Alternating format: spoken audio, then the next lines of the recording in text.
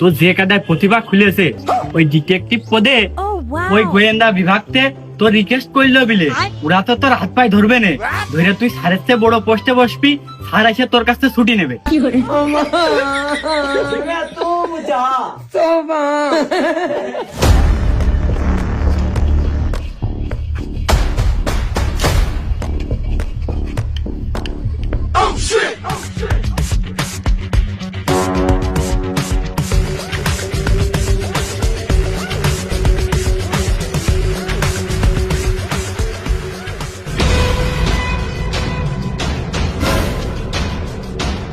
Oh my god.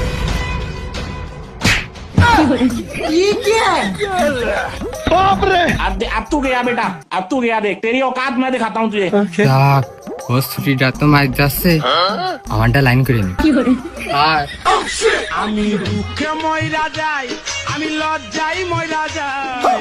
হে প্রভু শালার পাগল এখনো টের পাইনি,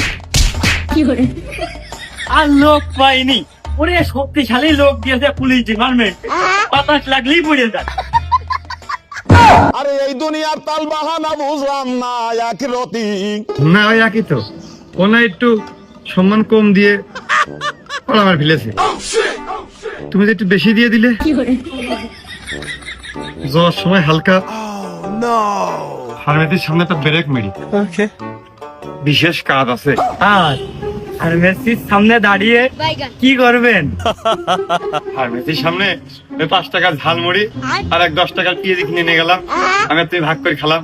আমি হয়তো 2 দিন পরে মরবো, আগে মরলে কি ক্ষতি। মেরুদণ্ডের হাড়ে যে টোপ দেখাইছে আর ঘাড়ের শিরায় টান লাগাতে লুজ কালেকশনটা হয়েছে, রোগ মনে চাই পুষে রাখবো, ট্রিটমেন্টটা ভালো লাগবে না। আমি আর উঠতিস নে, মাজা ভেঙে গেছে, এই ওসিলায় সাজ যদি ছুটি দেয়। আর ও যাই বুঝুক, ও কালকে রাত্রে নাইট ডিউটি করিনি, তার মানে ওর ঘুমানো মাইনে নেওয়া যায় না।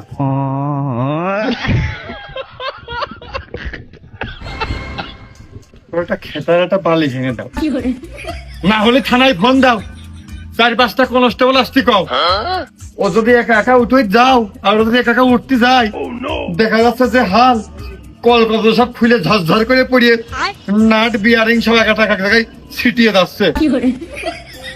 উঠো উঠো উঠো, আর না হলে শোনো যে স্যার আপনি তো ঘুমাইলেন, আমরা এখন কি করবো, আমরা কি ঘুমাবো?